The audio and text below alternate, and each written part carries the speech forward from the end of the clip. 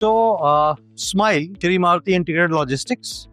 We are a bouquet of services in logistics space, whether it is multimodal, whether it is temperature sensitive.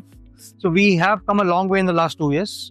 And I came here basically to understand the challenges that we face, especially in the last mile delivery, is, I think, common across the sector. And when you meet different minds and different experts from different companies, you can always synergize and understand what are the best practices in the sector.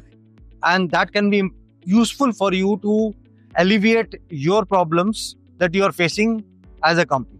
Dignity of work is something which is a must. Why you have to do it? Because with 50-60% attrition, there is a whole challenge of, in fact, in logistics industries, there's a lot of challenge in terms of reaching to the last mile customer.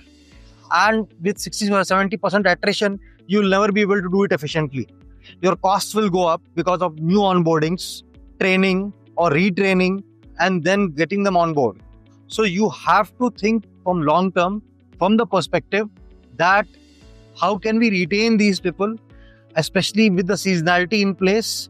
You have to make them more productive so that you don't have to hire extra during the festival seasons when the e-commerce is at its peak.